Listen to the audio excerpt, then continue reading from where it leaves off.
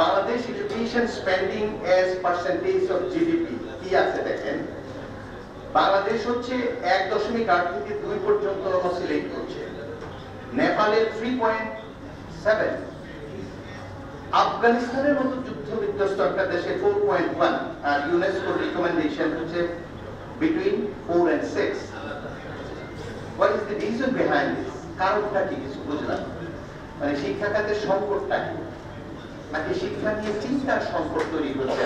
আমি পরেরটার ক্ষেত্রে বেশি জোর দিতে চাই, চিন্তার সংকটটা দূর করে। এবার অন্য বিষয় আসি, বাংলাদেশে আসলে আপনি কি ধরনের শিক্ষা দিবেন? বিভিন্ন ধরনের ইংরেজি ভাষণ, বাংলা ভাষণ ইত্যাদি ইত্যাদি। That is the reflection of division of the society. We are polarized, divided. আপনি আম গাছে জাম আশা করেন কি করে? আপনি একটা মানুষকে শিক্ষা এমনভাবে শিক্ষিত করেছেন যে তার দৃষ্টিভঙ্গি একভাবে তৈরি হয়েছে, তাহলে তো সে সেটার পক্ষেই করবে। তাহলে আপনি ওইভাবে পরিণত করার আগে আপনারা সকলে মিলে একটা পদ্ধতিতে আমরা কেন যেতে পারি না, যেটা নেইবারিং কান্ট্রিগুলোতে অ্যাটলিস্ট তারা করতে পেরেছে। পাকিস্তানেও তো একটা সিস্টেম সব পাচ্ছে, তাহলে এটা হচ্ছে না কেন? তার মানে আমাদের একজন আলোচক বলেছে যে এটা একটা রিয়ালিটি, প্রফেসর মামুন সম্ভবত এটা বলেছে। এই রিয়ালিটিটা একটু মাথায় রাখতে হবে। আর একটা বিষয় হচ্ছে বেতন কাঠামোর কথা তো বলাই বাহুল্য। একজন পিয়নের বেতন আমাদের প্রফেসরের থেকে অনেক বেশি নেইবারিং কান্ট্রি, সেই আলোচনায় না গেলাম। কিন্তু প্রশ্ন হচ্ছে যে শিক্ষক যাদের আপনি বেতন দিবেন তারা কোন ধরনের শিক্ষক? গত 15-17 বছর আমরা যেটা দেখলাম, বিশ্ববিদ্যালয়ের শিক্ষক নিয়োগ এমন অবস্থা হয়েছে যে স্বায়ত্তশাসিত বিশ্ববিদ্যালয়গুলো নির্বাচন করার একটা এখতিয়ার আছে অ্যাক্ট অনুযায়ী, সিন্ডিকেট ইত্যাদিতে বডি পায়।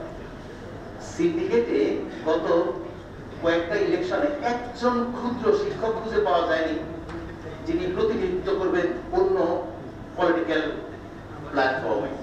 তাহলে কি সব মেধাবী এক জায়গায় ছিল? অথবা আমরা এমন শিক্ষক নিয়োগ দিয়েছি যারা এতটা ভীতু যে নিজের ইচ্ছা প্রকাশ করার সাহস রাখে না? এমন একটা সমাজে শিক্ষা ব্যবস্থা নিয়ে আলোচনা কি বাকি আছে? সব তো ধ্বংসই হয়ে গেল, এখন শুরু করতে হবে সেই জায়গাটায় ভালো। আর আরেকটা বিষয় হচ্ছে ডিগ্রির বিষয়ে, বাংলাদেশের ডিগ্রির বিষয়ে একটু কথা বলি যদি সুযোগ দেন। সেটা হচ্ছে আমি একটা সম্প্রতি কোন একটা জায়গায় একটা পেপার পড়তে হয়েছে, সেটা ছিল needs based education in Bangladesh problems and prospect. তো ওখানে দেখেছি যে আমাদের খুব গুরুত্বপূর্ণ একটা প্রবলেম ইন্ডাস্ট্রি একাডেমিয়া যে কোলাবোরেশন, এটা নিয়ে এখানে অনেকগুলো লিস্ট আছে, এতগুলো যাব না, জাস্ট হেডলাইনটা বলি। ফান্ডিং এর খুব সমস্যা, আমরা বলেছি যে কি পরিমাণ ফান্ডিং হচ্ছে। পলিটিক্যাল ইনফ্লুয়েন্স অসম্ভব, কারণ হচ্ছে যে কোনোভাবে রাজনৈতিক বিবেচনার বাইরে শিক্ষক নিয়োগ দেওয়া সম্ভব হয়নি, আমরা দেখেছি। আমরা যদি পরিবর্তন করতে চাই, ইউনিভার্সিটিতে মাস্টারদেরকে একটু আলাদা করে দিতে হবে।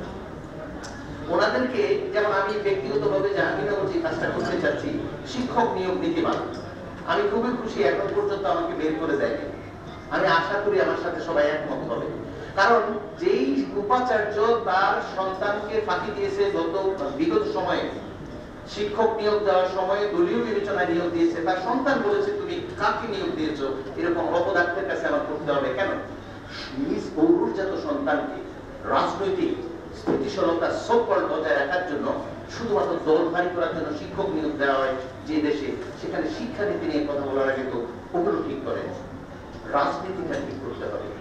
কারণ একজন উপাচার্যের পক্ষে খুবই কঠিন কাজ, এ দায়িত্ব পালন করে দেখছি বন্ধুত্ব আছে, পাওয়ারফুল লোকজন আছে, জিলোক ভাই আছে।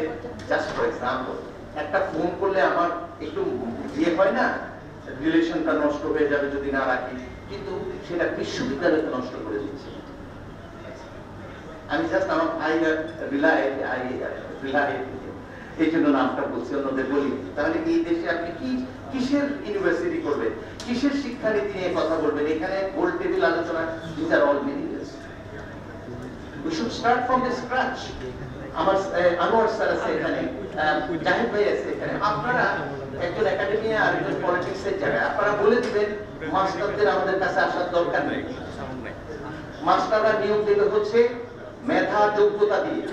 এখন প্রশ্ন হচ্ছে মেধা এবং যোগ্যতা দিয়ে আপনি কিভাবে লিখেন, যেখানে সোশ্যাল পারসেপশনে ঠিক নাই। এই যে ডাক্তার আর ইঞ্জিনিয়ার, এরা কি করছে দেখেন, আমি খুব দ্রুতই শেষ করব। বাবা মা যত রকম চেষ্টা আছে সব চেষ্টা করে হচ্ছে কি জন্য, ডাক্তার আর ইঞ্জিনিয়ার বানাতে হবে জোর করে। ডাক্তার ইঞ্জিনিয়ার বানার পর এবার বলেছে পুলিশ আর ম্যাজিস্ট্রেট। রিজনটা কি? মানি। তাহলে একটা দেশে বেনজির আর মজুর কেন তৈরি হবে না? আর শুধু মেধাভিত্তিক বৈষম্যহীন সমাজ ব্যবস্থা তৈরি করা যদি সবকিছু হতো, তাহলে কি মসজিদের ইমাম কিংবা বিশ্ববিদ্যালয়ের উপাচার্য কমিশনাররা পালিয়ে যায়?